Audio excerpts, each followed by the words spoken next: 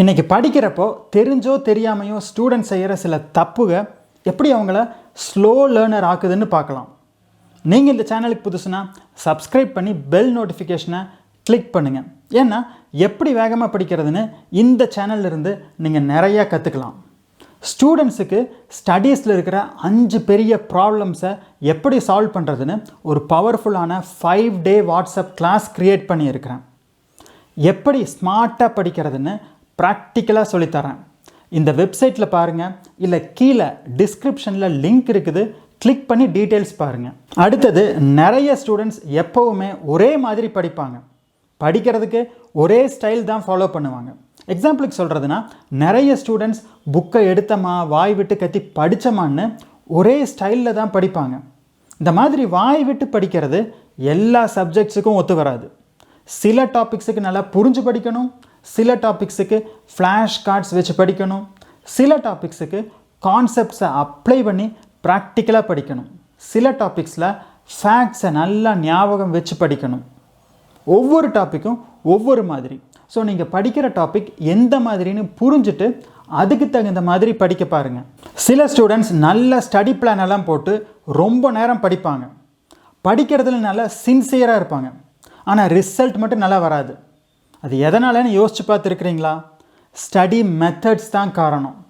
நல்ல shortcut tricks, smart study methods, powerful learning சிஸ்டம்ஸை வச்சு படிச்சிங்கன்னா படிக்கிறது ஈஸியாக புரியும், சீக்கிரமாக படிக்க முடியும்.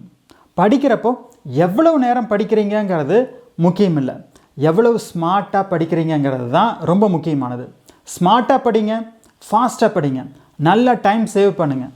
இன்றைக்கி எக்ஸாம் பேட்டர்ன் எல்லாம் மாறிடுச்சு, முன்ன மாதிரி இல்லை. அதனால் ஒரு சோர்ஸ் ஆஃப் இன்ஃபர்மேஷனை மட்டும் நம்பி எக்ஸாமுக்கு ப்ரிப்பேர் பண்ணாதீங்க. நம்ம எக்ஸாமுக்கு எங்கெங்கே இருந்தெல்லாம் நமக்கு இன்ஃபர்மேஷன் கிடைக்குது? ஸ்கூல் ஃபேக்கல்ட்டிஸ், ஏதாவது ஒரு கோச்சிங் இன்ஸ்டியூட், டியூஷன், இல்லை ஆன்லைன் கிளாஸ், கைட் புக்ஸ்னு நிறைய சோர்ஸ் ஆஃப் இன்ஃபர்மேஷன் இருக்கும். இது எல்லாத்தையும் சேர்ந்து ப்ரிப்பேர் பண்ணுங்கள். ஒவ்வொரு ரிசோர்ஸையும் நல்லா செக் பண்ணுங்கள். எஃபெக்டிவான எல்லாத்தையும் வச்சுக்கோங்க. ஒரு சிங்கிள் சோர்ஸை மட்டும் ரிலை பண்ணி இருக்காதீங்க. இது உங்களுக்கு அந்த அளவுக்கு ரிசல்ட் தராது. பொதுவாக ஸ்டூடெண்ட்ஸுக்கு ஒரு கான்செப்ட் புரியலன்னா என்ன செய்வாங்க? ரோட் மெமரியில் படிக்க ஆரம்பிச்சிடுவாங்க. இது ஏன்னா அவங்களுக்கு படிக்கிற நேரத்தில் ஒரு டாபிக் புரியலன்னா ரோட் மெமரியில் படிக்கிறது கன்வீனியண்ட்டாக இருக்குது, ஈஸியாக இருக்குது. இதுக்கு ஆக்டிவாக படிக்க பாருங்கள். ஏற்கனவே எப்படி புரிஞ்சு படிக்கிறதுன்னு SQ4R மெத்தட்னு ஒரு வீடியோ போட்டிருக்கிறேன், போய் பாருங்கள். எப்படி புரிஞ்சு படிக்கிறதுன்னு தெரியும். ஏன்னா நீங்கள் படிக்கிறத புரிஞ்சு படிக்கலைன்னா நீங்கள் படித்தது உங்கள் மைண்டில் நிற்காமல் பிளாங்காக தான் இருக்கும். அதனால் ரோட் மெமரி பண்ணாதீங்க, புரிஞ்சு படிக்க பாருங்கள். சில ஸ்டூடெண்ட்ஸ் படிக்கிறத மற்றவங்களோட முன்னாடியே ஆரம்பிச்சிருவாங்க. ஆனால் எக்ஸாமில் ஆவரேஜாக தான் பெர்ஃபார்ம் பண்ணுவாங்க. ஆனால் சில ஸ்டூடெண்ட்ஸ் லேட்டாக படிக்க ஆரம்பிப்பாங்க, ஆனால் எக்ஸாமில் நல்லா பண்ணுவாங்க. காரணம் ஆக்டிவ் ரீடிங் தான். முன்னாடியே படிக்கிற சில ஸ்டூடெண்ட்ஸ் நல்லா பெர்ஃபார்ம் பண்ணாமல் இருக்கிறதுக்கு நிறைய டிஸ்ட்ராக்ஷன், அப்புறம் இன்ட்ரெஸ்டே இல்லாமல் சும்மா படிக்கிறது, படிக்கணும்னு படிக்கிறது, இதெல்லாம் காரணம். உங்கள் டெக்ஸ்ட் புக்கை உங்கள் ஃப்ரெண்டு மாதிரி ட்ரீட் பண்ணுங்கள். அதாவது இருக்கிற டாபிக்ஸில் இருக்கிற இன்ஃபர்மேஷனை தெரிஞ்சுக்கிறதுக்கு ஆர்வம் காட்டுங்க. படிக்கிறது ஈஸியாகிடும்.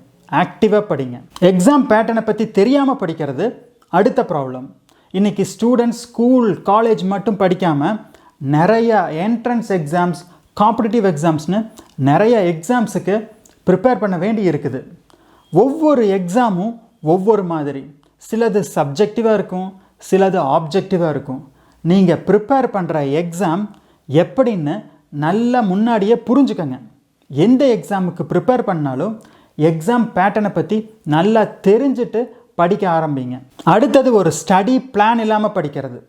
எது முக்கியமான டாபிக், எது அந்த அளவுக்கு முக்கியமில்லாத டாபிக், எது முன்னாடி படிக்கணும், எது பின்னாடி படிக்கணும், ஒவ்வொரு டாப்பிக்குக்கும் படித்து முடிக்க எவ்வளவு டைம் எடுக்கும், இந்த மாதிரி விஷயங்களை நீங்கள் படிக்க ஆரம்பிக்கிறதுக்கு முன்னாடியே யோசிக்கணும். இதெல்லாம் யோசித்து நோட் பண்ணிங்கன்னா அதுதான் பிளானிங். இது உங்களை ஒரு குறிப்பிட்ட டைரக்ஷனில் கொண்டு போகும். தினமும் பிளான் பண்ணி படிக்கும்போது என்னென்ன டாபிக்ஸ் மிஸ் பண்ணினோங்கிறது உங்களுக்கு நல்லா புரியும். நல்ல பிளானிங் உங்களோட கான்ஃபிடென்ஸ் லெவலை அதிகப்படுத்தும். பொதுவாக நிறைய நேரம் ஸ்டூடெண்ட்ஸ் ரிலாக்ஸாக இருப்பாங்க. திடீர்னு ஒரு நாள் படிக்கணும்னு ஒரு ஆர்வம் வரும்.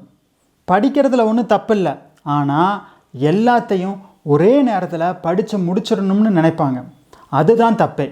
ஒரு முழு சப்ஜெக்டையும் 2-3 நாளைக்குள்ளே முடிக்கணும்னு பிளான் பண்ணி ஸ்டார்ட் பண்ணுவாங்க. ஒரே நேரத்தில் படிக்கிற எல்லா இன்ஃபர்மேஷனும் மைண்டுக்குள்ளே ஃபில் பண்ண முடியாது. இப்படி படிக்கும்போது நம்ம லாஜிக்கல் பிரெயின் வேலை செய்யாமல் ஸ்டாப் ஆயிரும்.